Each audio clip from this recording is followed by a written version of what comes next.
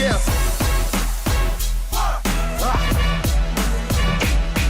Yeah. Woo. Back, back, back, back, back, back.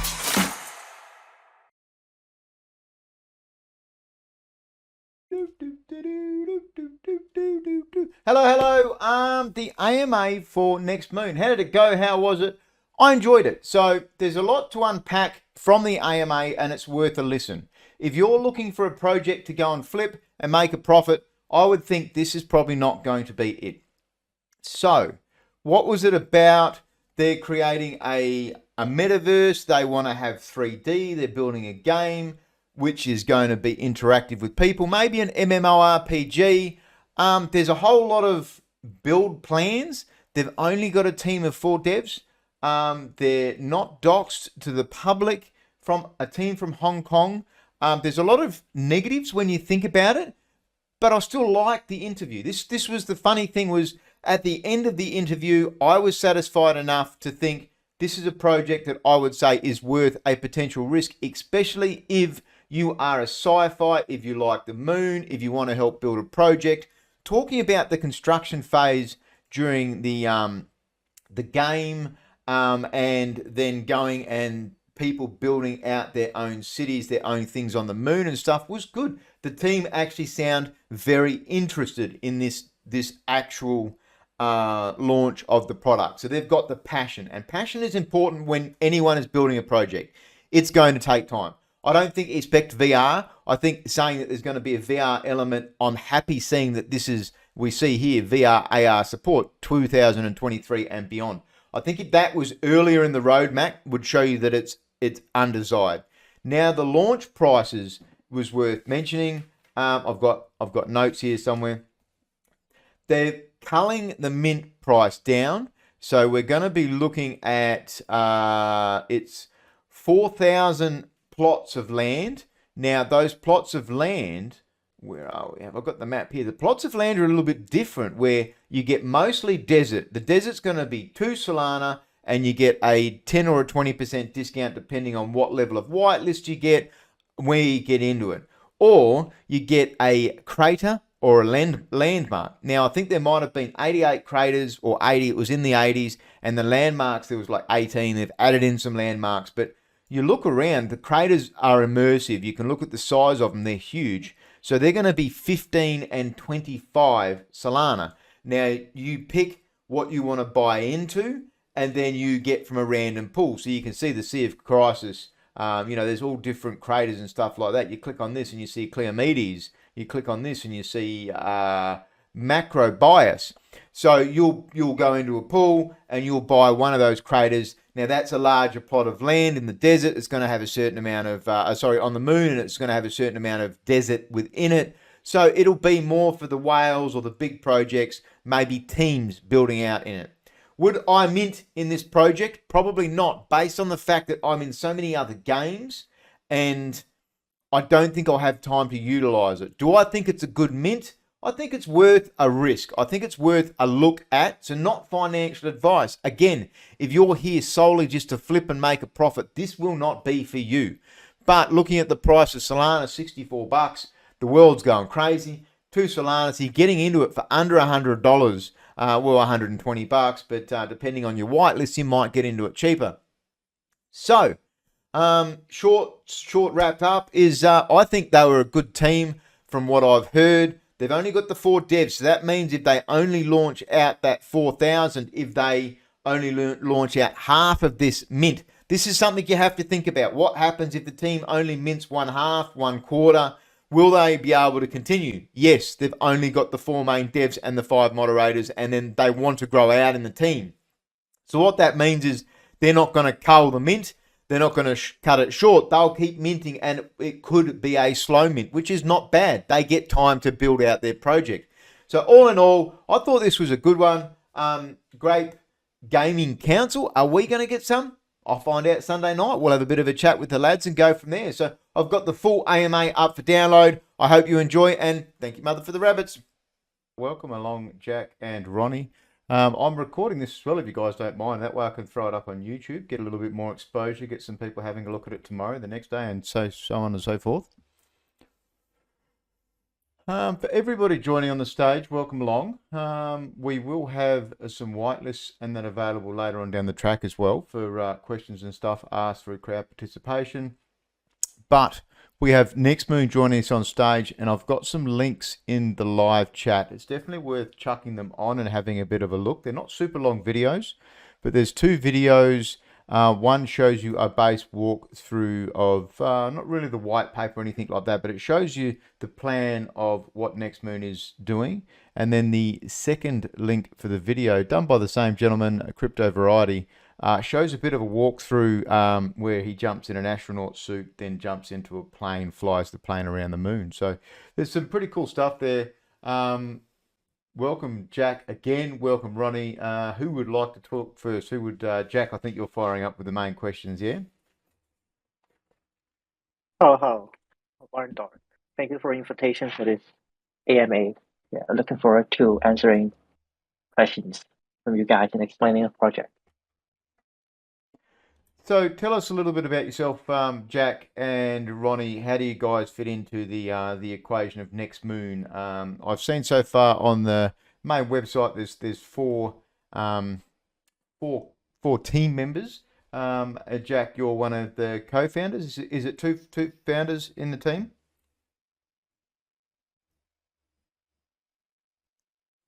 So talking about the so your question is about our team, right? Thank you, mate. Is that correct? Yes. Yep. That's correct. Yeah, sure. We are a team from Hong Kong. So we are I am Jack. I am the COO of the project, and Ronnie here is the CTO of the project. So what makes us do this is because we have been thinking about many ideas about projects, and we are both of us are experienced in the crypto space. We have started as an investor from the 2018, and then we started working on some smart contract and some DAO projects since last year. And what we wanted to do is that we are getting serious about developing our own projects. So that comes with we are being a sci-fi fan and also being the NFT lover. We try to build something that is of the value that can be sustainable in terms of the NFT space, because we understand, we observe that the Solana NFT in specific is facing some difficulty in terms of the utility of the NFTs, for example. And we observe that in terms of virtual land, the price and also the actual utility in the long term is very good as compared to other NFT projects. So we come up with the idea of building NextMoon, which is the core is the virtual land plot, which is what we are going to mint in 2 weeks actually. And when holding these NFTs, which is in terms of an virtual land plot, we can actually have a good experience enjoying in the metaverse. You can build there, you can enjoy passive income there, which I can explain in further details later. But then what comes to the idea is that we really think that the space metaverse in specific of a moon metaverse is a good idea to explore on.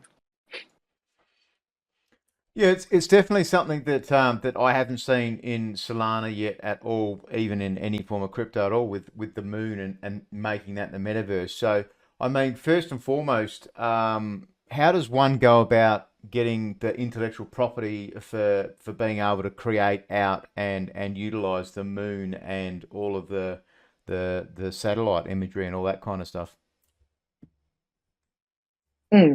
So you're talking about, can I clarify? Your question is about the intellectual property of the moon land itself, or anything other than that?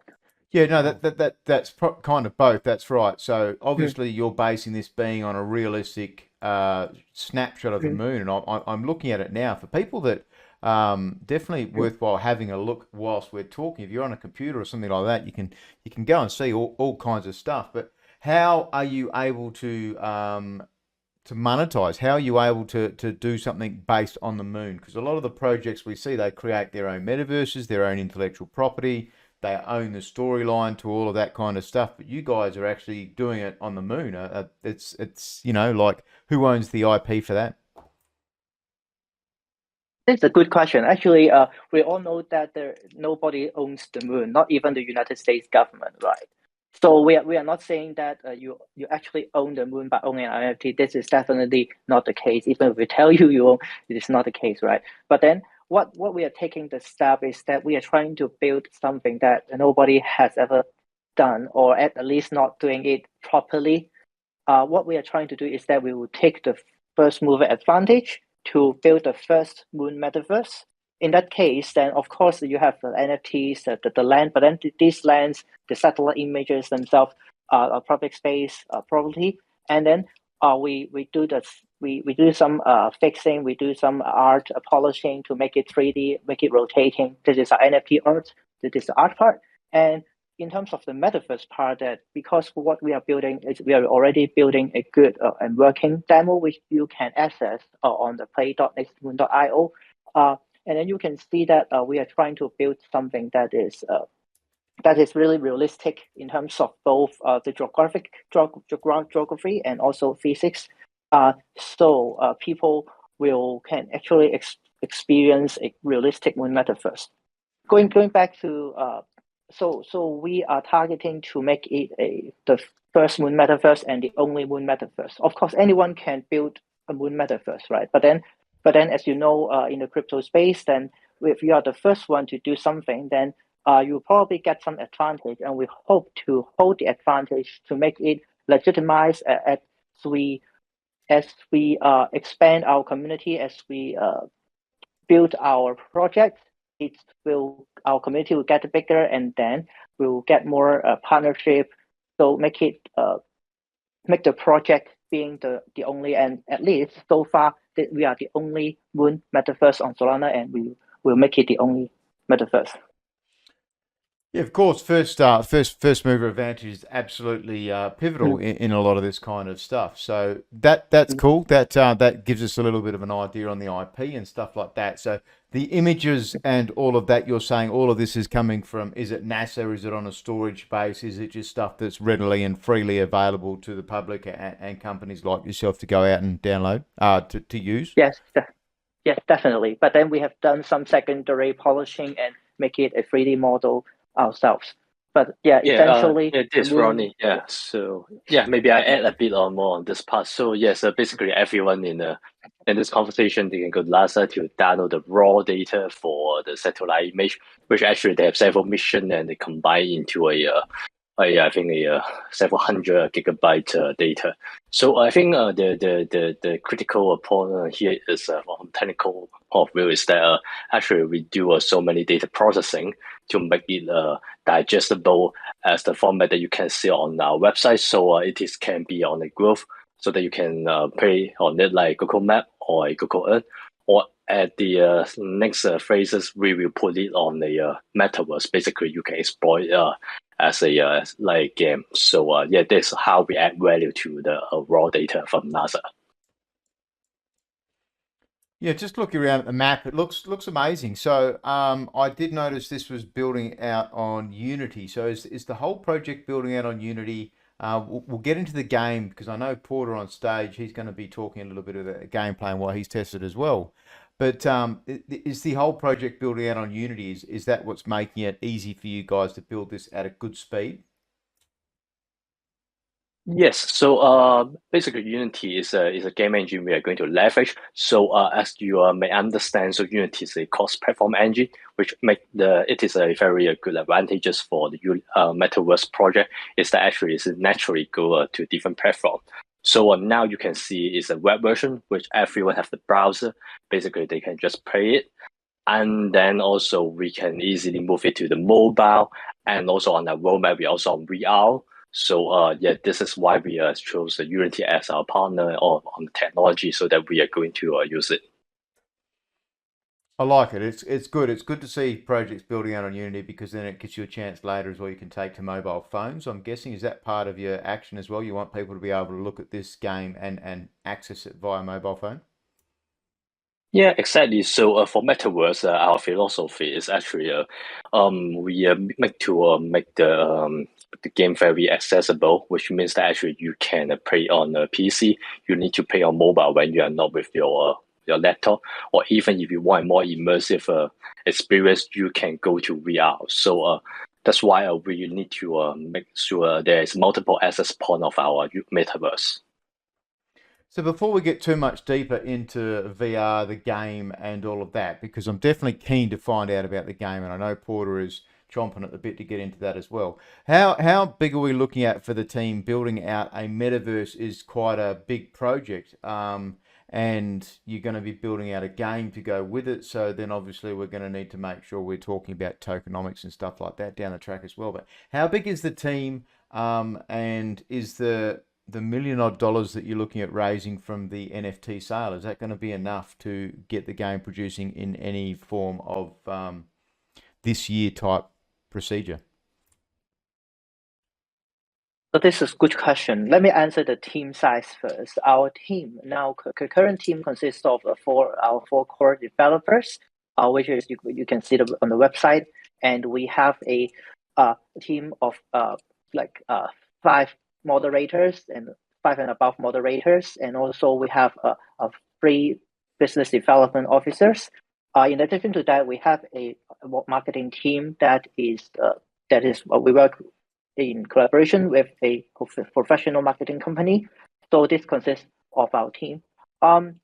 It's true that your question about whether it is enough to build such a big metaverse, this is true. So the INO that we are trying to raise, the means that we are going to do in 2 weeks, will be one source of the budget that we will to expand our team. In addition to that, we actually are engaging with many venture capital companies, which you can see on YouTube. You can search on InMind, a company called InMind. We have a page on that. We did a pitch meeting with a list of venture capital companies. This is another source of our initial capital. So in combination of the two fund sources, we are targeting to expand our team to at least 10 developers, and also to at least double the size of our business development teams, to make it to target to release our Moon Metaverse by the end of the year.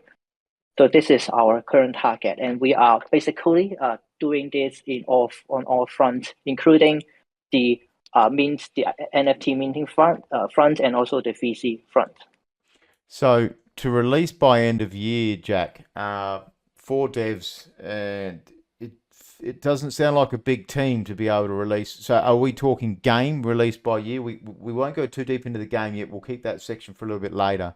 But yeah, what part of the game are you expecting? What part of the project are you expecting to release by the end of the year? So when talking about the release, to have the first version release, we expect to have a successful mint, which is going to happen in 2 weeks, and also from our VC investment.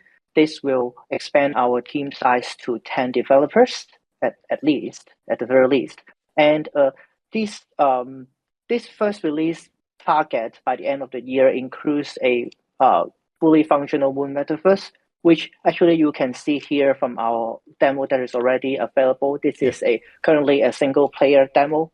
And it looks good.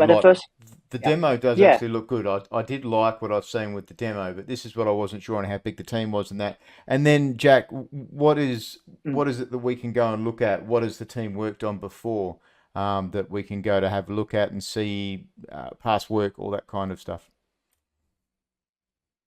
The team myself, actually, we are the 4 core developers are from different backgrounds, but we all love gaming, and we all from our own industry. I myself am a data scientist and also a management consultant. So I'm more from the business side, and Ronnie is more on the technical side. We both work on, as I said, that we both work on different crypto projects, but they are DAO projects and they are anonymous. So we agreed not being able to share with you guys what projects we have been working on. But then this is our experience is that we have already been working on crypto projects before starting NextMoon. So we have. I think maybe I add a bit. Maybe I add a bit on the game development part. So Yeah, basically now we have for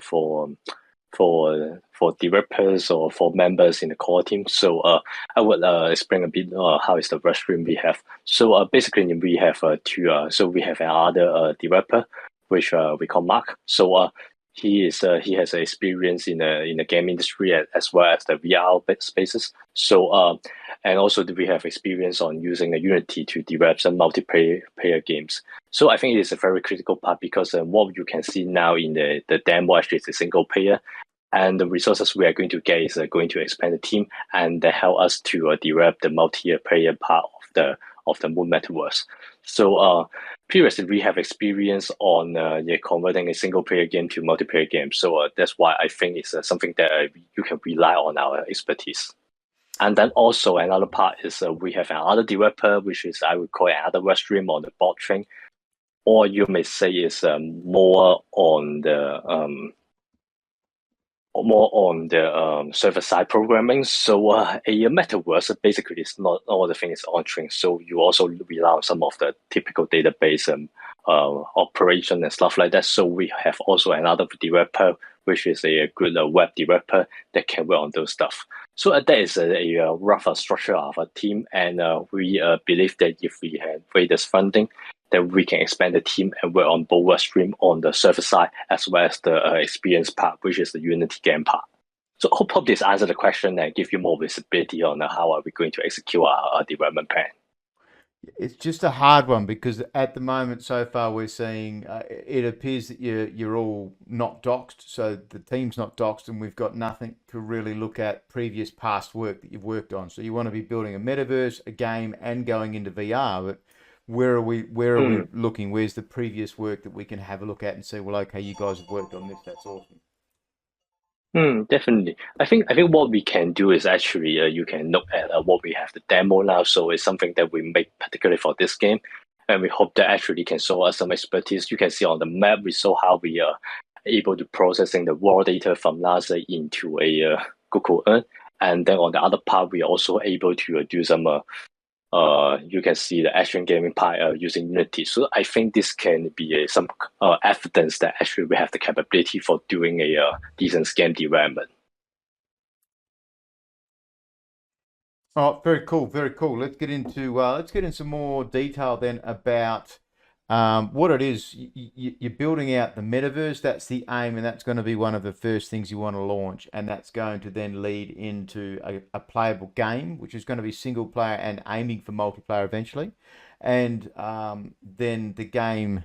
Let's talk about the NFTs and how that fits into it. So you've got 8,230 plots and 3 different levels of NFT pricing based on whether people have been early adopters, been in the project. And it's only up to 2 Solana maximum price, so that's where we get that around $1 million raise. But what are these 8,230 plots of land? Is that what you're purchasing for the NFT? That's the first raise, the first NFT drop. Yeah, let me clarify. So our total supply of these NFTs are going to be 8,230. But then, due to the current market situation, we observe that the market sentiment is changing fast. So we decide to lower the total supply for our first raise, not to make the market more stable. And we hope that the floor price will be at a reasonable level for a long free, because we want to develop the project for long term. So our total supply now is going to reduce to around 4,000 at this number. And to be precise, is that this supply is going to be segregated into 3 different types of entity. One is Moon Desert, and then Crators, and then Landmark. Actually, most of these supply will go to the desert because this is the most common. The terrain on Moon, and the craters are going to be only around below 100. That is, to be precise, is 88, and the landmark will be 36. So these are extremely low supply, the other 2 types, and we expect the price to be higher. And in particular, in our economy, in metaverse economy, we design them to serve different purposes as well. All right, so when people do a mint, is that a random chance? That's the rarity, is it? Whether you get desert, crater, or the other items? Not really, actually. This when they do the means, this will be a random draw, but then this will be a random draw within the moon desert, uh, moon crater, and a landmark. So essentially, if you go technical, we actually have three different candy machines.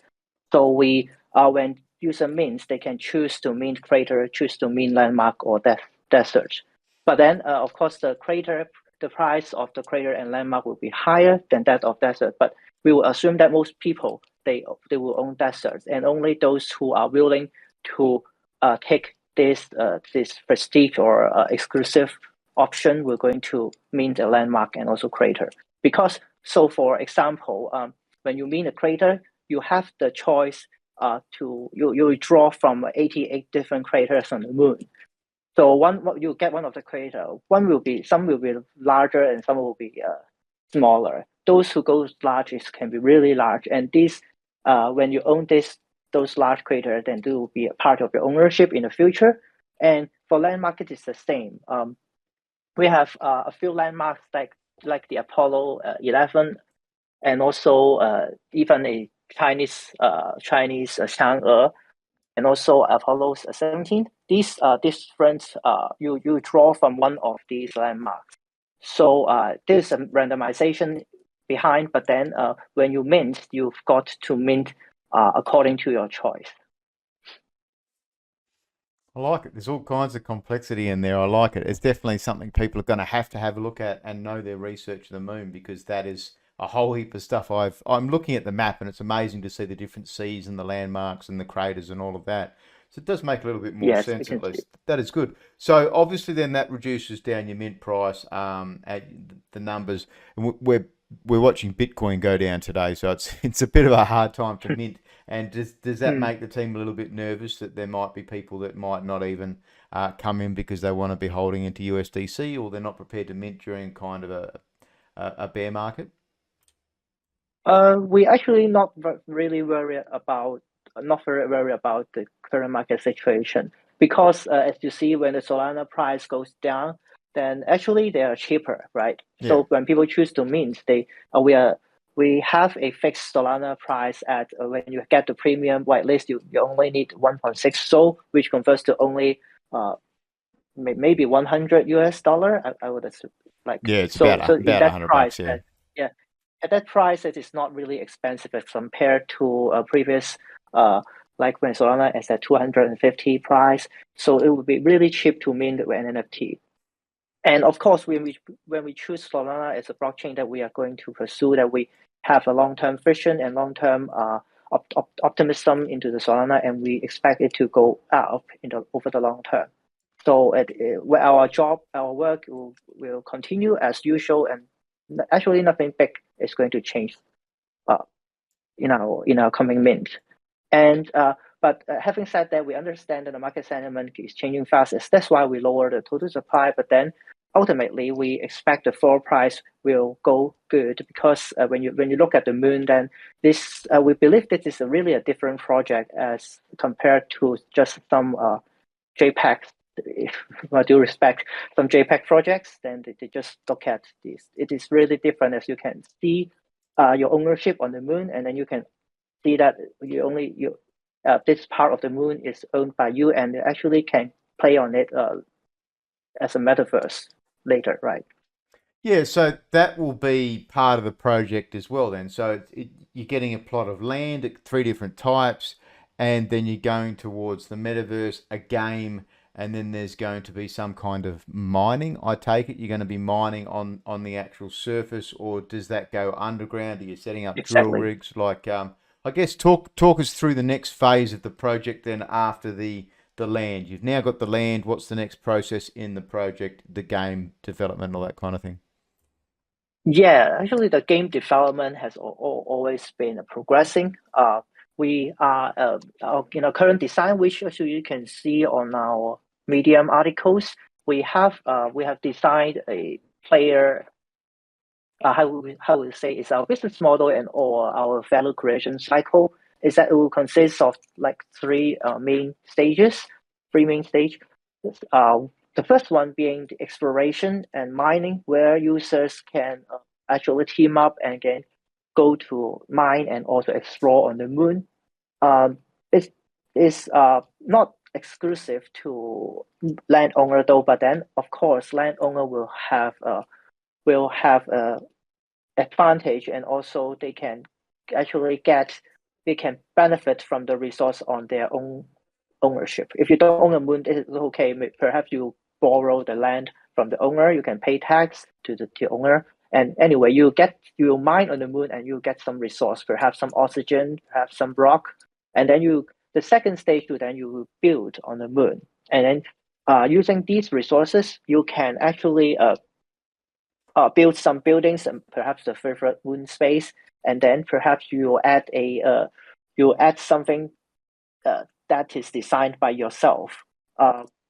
In that part, then we expect people will create different buildings and different tools on the moon, so that you can imagine over the long term, the moon surface will grow with different buildings, and then will control the progression of the moon civilization to make the buildings more from a village, from a moon base to actually a metropolis.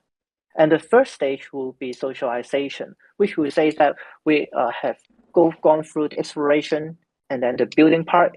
And one of the most important part of a metaverse is that you've got to have events and interaction and incentives to bind people together, to get them together to play and also to socialize. Like we target to make it the moon version of VR chat, to make people want to spend time on it and actually have fun. And then you go back to the first step is that you explore together, you do the mining together, and you build. So going back to this cycle will be our business model. I like it. So you basically you're going to allow a fair bit of freedom as well then for the player base, the people that are enthusiastic in the project that are going to be able to build their own project. Build their own buildings, build their own their own buildings and sort of shops and things within the metaverse to play with each other, to have that fun, to be those kind of space explorers. So it's cool. I like it. Yes. So Porter, have you got any questions on this part of the gameplay? Because I know you've been mucking around with it a bit yourself. Yeah, I have quite a few questions, more regarding the game itself. One of those would be a question, as we can see that there is a one plot of land. Is that representation of that size, which will be purchased by NFT, or that is just a test version to see the game, and the sizes will be smaller? And then how those lands will be connected within the game? Will it be open, like open world, or some kind of teleportation, or how that all works? I'll answer this question first. Ronnie, perhaps you can supplement from your technological perspective. So our current version of the demo you can see is a part of the moon land itself, which means that we are trying to build one land port, and then we do it, and then we make it to a demo version. But then it will actually be smaller than an actual land port, because our current model is that we want to make the file size smaller so that people can easily load the metaverse demo so simply speaking is that our later version, our final version of the release will be different from the current demo version, but then our target is to make it work it similar way, but then in a multiplayer setting, because now you see that it is just a single player, but then we are going to make it, as you say, open world. It will be more like a connection of different land ports, so people under the same land ports, they can play together. So you can say is that it is more like a MMORPG than a like server room, join the room, and then play one match, that kind of game. So did I answer your question? When you say play together MMORPG, I kind of obviously think, like World of Warcraft, and we go into a dungeon and fight a boss, fight a monster, do a raid, or go farming and farm materials. So is this what we're going towards? We're going to be farming materials and then together building buildings and upgrading our metropolis. So kind of like a civilization style game, or you're saying MMORPG, that's the bit I can't work out how that structures into a moon kind of setting. Yeah, I understand your question. Actually, this you can refer to our article. We also discussed this topic. Let me put it simple: is that we are actually important to get a balance between the physical reality and also the player experience. We can definitely add some dragons and anything like magical there, but then it will look really unrealistic, right? So we strive to balance between to make it like you are really experiencing on the moon, to make it realistic, and yet we want to make it like really fun. So for example, when you explore on some lava tube on the moon, that is some like you can analogy to Earth, that is some cave in the moon. When you explore on that, we expect you have some random events coming up, but then it will not be like some really some dragon coming up to make the whole experience grow. So we are designing the game in a way to strive this balance, to make it an RPG-like game, but then it is still realistic, to keep our sci-fi fans, which we ourselves are sci-fi fans, so we don't want to make it too unrealistic. Thank you. And next question would be then regarding the ship. As we see, there is a ship with which you can fly around. Then how far actually you will be able to get with that ship? Maybe to moon, to Earth, and maybe interstellar satellites, or how far actually you can go with that ship? Yeah. So how far? Please, Ronnie. Well, to answer this short, actually, you can lift the gravity from the moon. Yeah, so you can still, it would be still within the the gravity field within the moon. So you can't go so far. You can't go back to Earth. Yeah.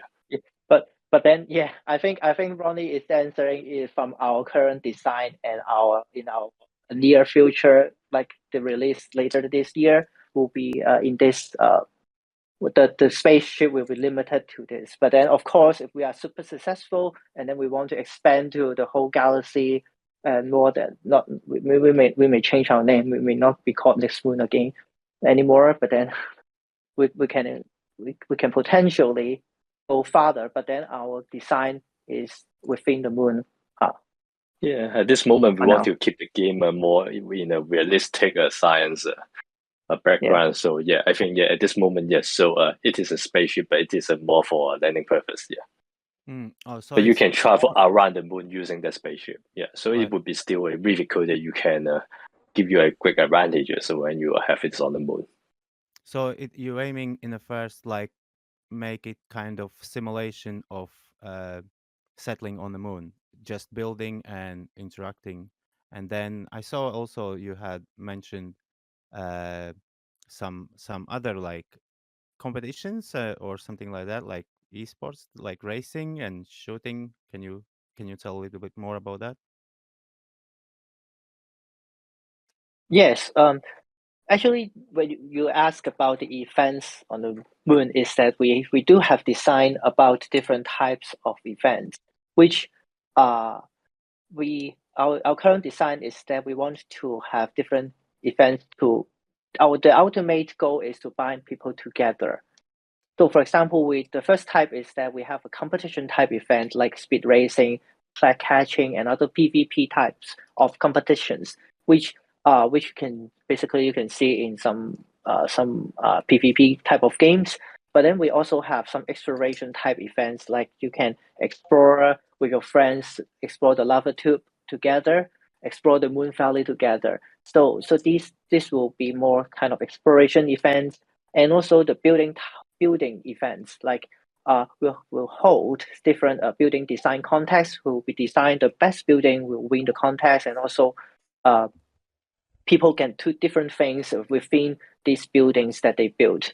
They will be up to the users themselves. Going back to the interaction is that we want to establish like moon guilds to encourage competition among different guilds, so that the participation of users will be highly we will highly rely on the participation of the users, because after all they will have the more ideas to what make it to make it fun for them.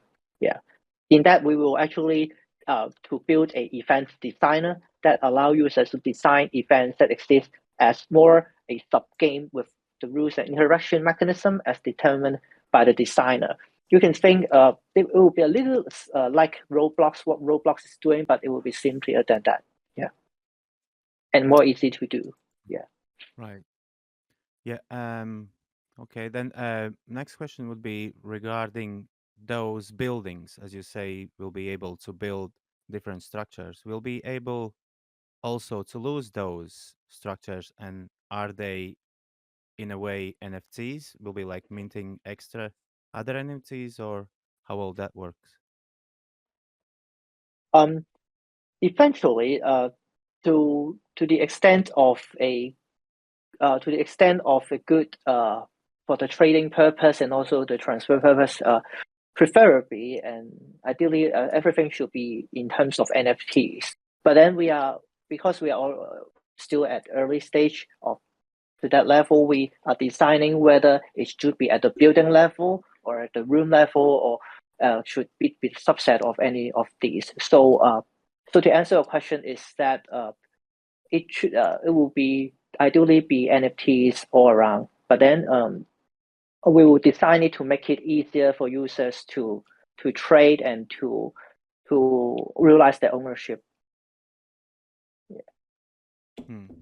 And then from gaming perspective and all that thing, how will content creators and like artists how you will manage what rights they will have towards their created like designs or design competitions? Will they be able to monetize either on YouTube or other mediums like on Twitch? Like how all with that? Have you had any thoughts about that? Mm.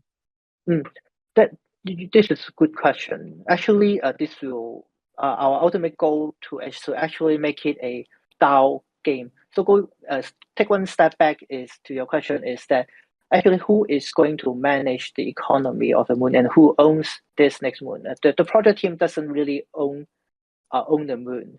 The landowner will own the moon. So when you think about and many projects there, the DAO projects out there, the token of the project will determine the direction of the project. And on NextMoon, the ownership of the NFT virtual land will decide the direction of the project. So so you can imagine that ultimately this will be a DAO. Yeah.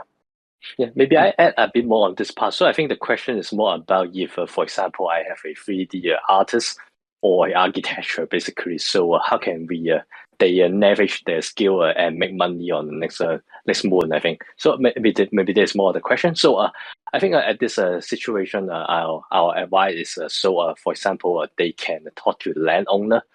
So for example, we imagine some of the owner of the land they would like to really they have the resources which are from the mining process, the mining process, they have gathered some resources and they really want to make their land popular in the next moon universe, metaverse. So at that situation, so they can hire some 3D artists or some architecture to help them to build on their moon, because not every landowner have the money, have the artistic skill to build on the Unity or those 3D modeling. So it is something that they can monetize their skill for the next moon. So is that answering the question? Yeah, that was very good. Yeah. Okay, cool.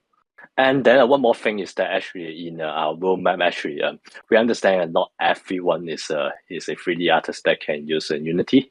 So actually, it would be a part of our plan to create a editor that basically to allow some more common players to use the editor to just doing some more simple buildings versus a very customized building using a 3D software. Yeah, that's very good. I like that. Well, about I saw on the website there is mentioned that VR version coming soon. How when actually you are planning to give any viewable VR version for community?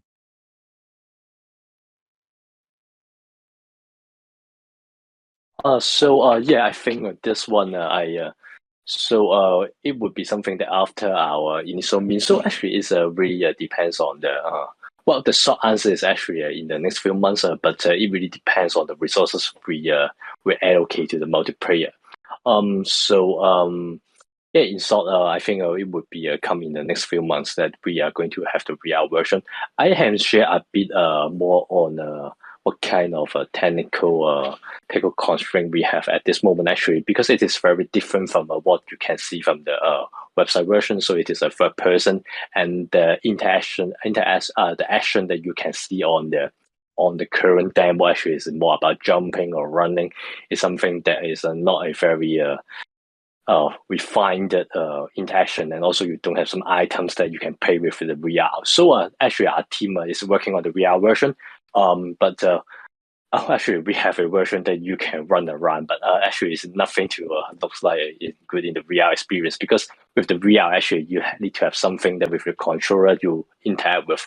So we are still deciding what kind of experience we should use as a demo for VR, because we just don't want to people to run around with the VR actually to see is nothing special. So we are really designing the use case for the VR. So that's why you guys should looking forward to it, and hopefully we can get in the next few months. Because we are really selecting the experience that we should have there.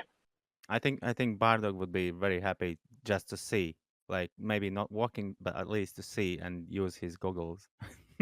Yeah, I've had my Oculus for a while. It's it seems though it's something that's going to be hard and expensive to set into the game. So I mean, I think you've said in the upcoming timeline maybe 2023 for VR. Yeah, I think so, because we don't as a game designer actually especially we play a lot of VR games, so we really want to tailor-made experience for the VR demo to don't make it like something that we really don't know about VR, but we just plug and play with the Unity engine. Well, it's good that you're not setting something that's unrealistic as well. So it's good to sort of see you're not building out until next year. And the important part is going to be the base, the metaverse, getting people playing together and potentially getting into mining, setting up rigs, tokenomics and stuff like that. So can we switch on to that maybe, Porter, and have a look at the tokenomics of the game and get a baseline idea of how the game's system is going to work? Yeah, sure. I think for that part, yeah, Jack can provide more about the economical side of the game. So, Jack, what are we looking at for once we get into the game? Is it a single token, dual token, and how is a basic mining loop going to work in the game? Okay, so let me explain a little bit more about the whole economy, or the tokenomics of this Moon metaverse. What we have been discussing is about the virtual land, and we are also going to mint the virtual land. But actually, we'll also be going to launch a token in terms of the SPL token, or even ERC20. This would be the in-game currency. So, but then we have not yet launched that, because we want to launch the virtual land first, because the virtual land will consist of the DAO of this project, and the token, it will be more the in-game currency. So you'll be able to use the token to like basically buy and create things, and also all the stuff that you'll be using will be in the game will be the token itself. Like an analogy to the Axie Infinity, the most the most famous play-to-earn games is that our virtual land will be the AXS token, and our Moon token will be the SLP token. So if it is helping you to understand our design, is that it will be a dual digital assets kind of model. And to talk about a little bit more details would be that in the future you earned passive income by owning the virtual land, and then all the staking and play to earn rewards will be in terms of the token. So this is our current design, to put it in a simple way. And then what about those? So if we mining, for example, resources, is there will be infinite number of those in specific spots, and also we will be able to sell them, or just like collect to get like collectively and build something? How it all that work? Actually, because as you know that there will be different types of resources on the moon, like to put it more in physical consideration would be like oxygen and also different types of the iron kind of stuff, and ultimately all of these will convert to the moon token, which is actually will be monetary in by nature. And whether if there is the total fixed supply, the answer is of course yes, because we ultimately we don't we will want to develop the moon metaverse to a fully developed ecosystem, so that people will be able to use just like any other tokens that they have a fixed supply, including Bitcoin and also different other in-game token, is that we want to make it a fixed supply and towards the maturity of the project, when you can imagine that there are many cities built on the moon, then at that time then nobody is going to mine anymore. But then the economy of on the moon itself, you can imagine that perhaps many big brands who already own some land on the moon, and then by then the event themselves will burn some tokens, and the total supply will not exceed that cap. So this is our end goal, but of course it will take us really long time to reach that. But to answer your question is that the total supply of the token will be a fixed supply. Yeah. Thank you. That's very good. Yeah, I like that one. Do we have any questions maybe in the crowd? Outside of making sure you turn your volume up, just for Globo, thank you for that. Sometimes you can manually select the guest stuff. He is a little bit quiet. But then how about partnerships, Jack? Are we looking at, I've noticed there's a couple of partnerships in Discord. You've mentioned we had Anatoly. That's a funny one. A lot of us at Grape actually do play Anatoly. Is that just going to be like a link up, a partnership with a certain amount of NFT swapping hands, or is it something where you're thinking of playing within a room within the game where you might sit around a table and play a card game, and it is Anatoly, for example? Sorry, can you clarify about partnership? Your question is more about our current partnership or the project, or is about the future? Yeah, tying in other partners of projects that are giving utility, that other games, potentially other things that you can put into your metaverse, ideally. Yes, definitely. As just like any other metaverse, what you can imagine is that many like Sandbox, Decentraland, and all of them have the big brands like bought some land on their virtual islands, and then they put a logo on that map, and then also they have built some virtual buildings. This is what we are definitely going to do as well. But then we are going to make it on the moon context, because we can imagine is that in the near future, at least not in the next, I would imagine 5 to 10 years, there will be no such not many buildings at least on the moon.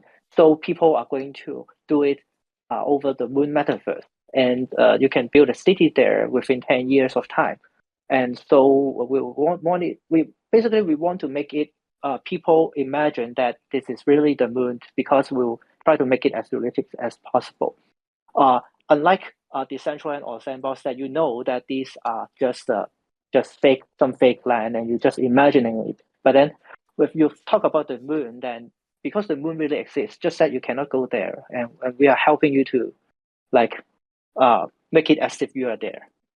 Yeah, that's if you know what I mean. But then, yeah, this is what we're trying to build. So yes, there definitely be McDonald's there. Yeah, if we are successful enough. I like it, so you can go into McDonald's and order it on the moon and get it delivered at home, something like that. You're thinking, are you? Or Yeah. Globo's writing something out, so maybe the gentleman has a question there on stage. Did we get through all your questions, Porter? You had quite a few there.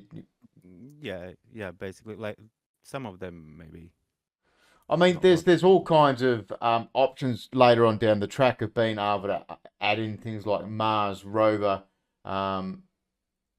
esports. Ultimately, could you not? You could add in an NFT and add in another mint, and then do esports where you're racing Mars rovers within the game, within the metaverse. Has the team thought down that far down the track, or is it still concentrating on getting the basics of the metaverse out, making sure we get the mining, the building, and just slowly progressing the game? Mm-hmm. Actually, esport is definitely a good idea about expanding to explore. But then it's true that our current design is more focused on the near future moon exploration type of experience to make people really be immersed on that moon exploration. But then, yeah, of course, esports something that we'll explore after the initial phase of development, I would imagine. Right.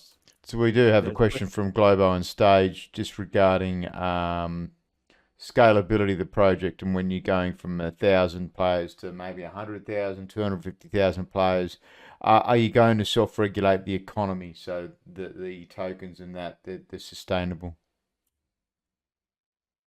Okay. Oh, okay. So Global, you have got a really good question about the sustainability of the economy, and actually we know about the many play-to-earn games over the last year, which if you are aware of the market last year, that there are really many play-to-earn games going out, and then they just crash, and basically the token along with the token. So we are fully aware of this sustainability problem, and our design of this of the tokenomics will be in such a way that we will have like actually three factors. The first one is being fun, and then we'll need to have economic activities there, and also will be incentivized there. And actually, we will release an article soon about sustainable tokenomics. You can refer to that for details. But then to answer your question simply is that we'll ensure these three factors to exist in our Moon metaverse to make it to make the economy really sustainable, because people cannot just come to try to earn something and then go away, and it's really unhealthy. So we need it to be fun enough for people to be willing to stay and even to pay for some of the experience that they have. Yeah, to put it simple, is it like that? I mean, we are approaching the hour. We've got a couple of people writing questions, so we'll definitely get through those. Globo and Avid. All right, so Avid Learner asking about mint price. What's the background of the team? We talked a little bit about that at the start, Avid, and the VC investors we could find on the YouTube. You were saying, Jack? Okay. I can quickly use the remaining time to have answered this, although we have already talked about that. So the mean price would be starting from the desert will be at the price of 2 SOL starting. But then if you get some premium whitelist or the whitelist, you can get up to 20% off, which makes it 1.6 STO. This is for the desert, and for the craters and also landmark, which you can refer to our article for more information about that. These crater and landmarks, they have a really extremely low supply of 80 and also 30 something, which will be priced at 15 and 25. So but I know they are much higher than desert, but because of their really limited supply, so we are priced it in such a way. And also from our design is that they will, in the future, they will crater and landmark owner will earn passive income much more aggressively than the other. Yeah, And regarding we yeah, didn't please. actually get those prices before, so that's good. So I'm glad we've got some prices there. Look, we're seeing many games that are doing these packs that are starting off for the smaller players to get into. Solana is a great price currently, with Solana being at $70, and 15 and 25 is not exactly that nastier end of world. So does that mean if they go and buy a crater that they're going to have that larger parcel of land? That's randomly determined by the craters on the moon, of course. And does that mean they're going to be able to put more buildings within that crater?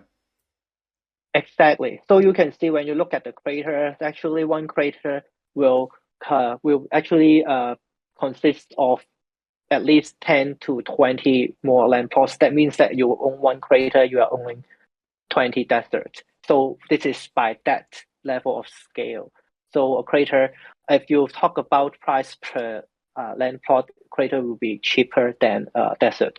And for landmark, we also have the Apollo 11, the Apollo 15, and also the Marvel Blue area. If you have read the Marvel comics, and these are the landmarks. And when you purchase landmarks, we'll randomly draw one of these landmarks to you.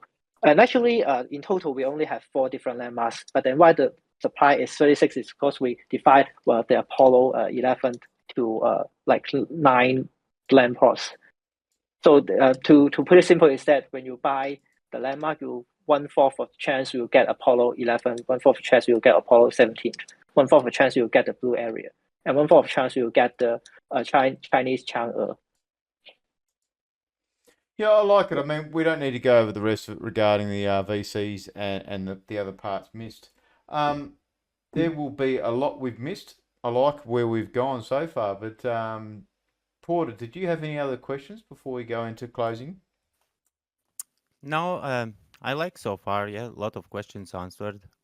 Looking forward to see more, especially regarding more like terms and conditions and that kind of stuff. I always try to check in all games.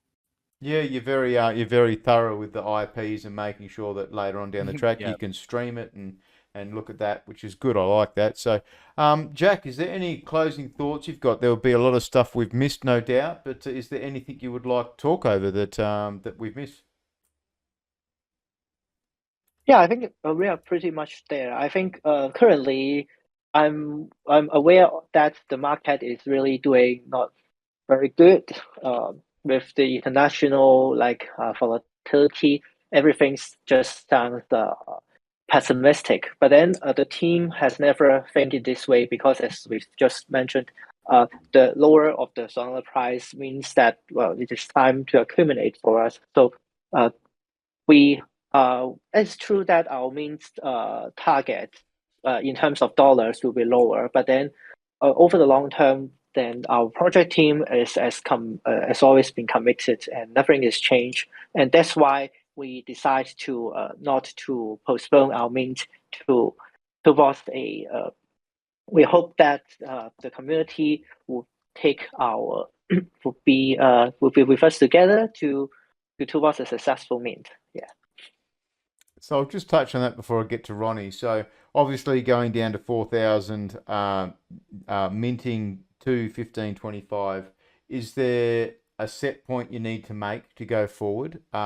And what happens if we only see 1 to 2,000 mint? What happens if it's a very slow mint? Does that put a spanner in the works, so to speak?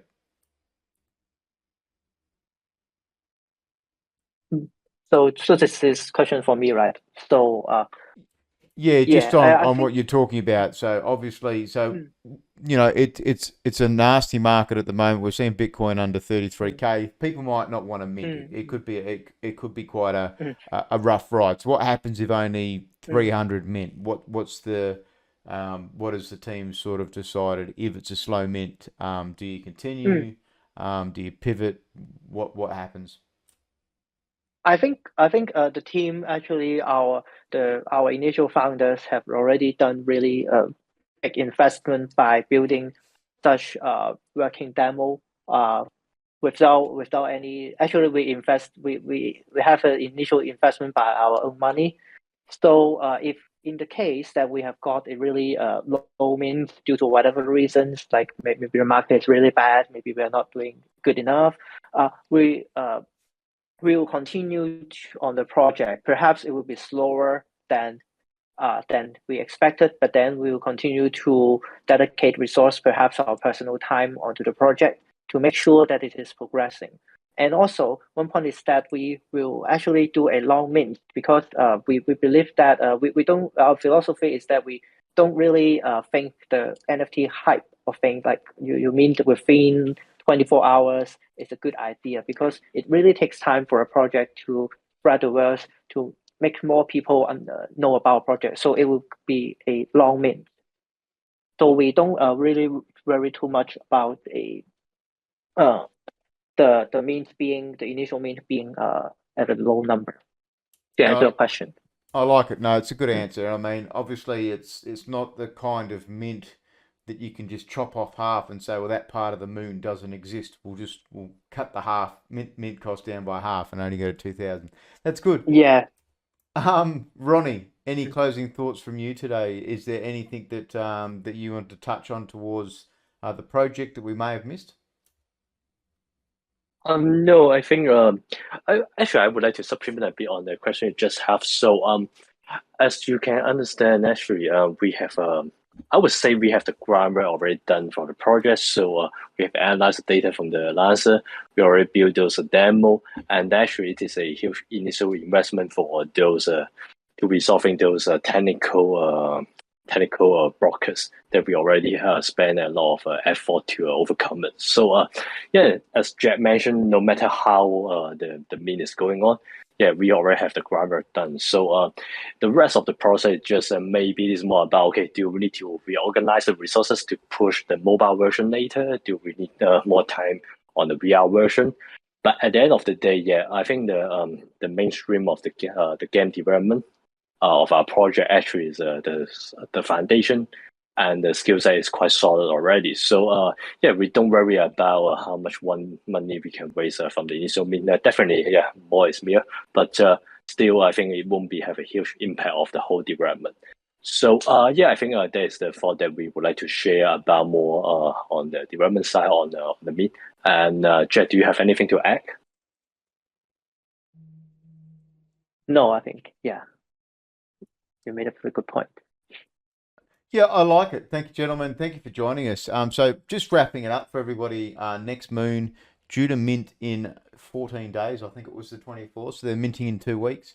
4,000 mints starting from 2 Solana. If you're getting the white lists, then it's going to be 10 or 20% discount. So I mean, different packs and different sizes too. If you get landmarks or you get the Crators, there can be, if you want to play with a team, maybe play with guilds. There was talk of guilds as well.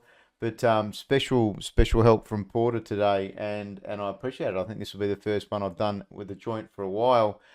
Porter, how did you go, dude? Any closing thoughts from you? No, I just want to say yeah, thank you very much as well. Yeah, help from you as well, like giving a little push. But yeah, I like to see more. Uh, I was very skeptical about this project in the first, but doing a little bit research and answering questions here. But guys, want to see what's next? Yeah, I'd echo the sentiment. Jack, Ronnie, you guys, you actually know your product. You know your project, which is important. You know the moon, and you've definitely. I like what I'm seeing in the website. The demo is good. It's a good start, and being on Unity, at least that makes me happy to see. Is you know, not aiming for a UE5 or anything like that. That's going to take years to build out. Whereas this is something that could be achievable and have a bit of fun and people playing together and building out that sci-fi, that fantasy, that side of it. So thank you again, gentlemen, for joining us. I will upload this video tomorrow, just for YouTube and people to have a look at later on down the track. But we appreciate your time and thanks for coming and joining us at Great Protocol. Thank you, everybody. Thank you very much. Thank you, everyone. Thank you very much. Okay, cheers.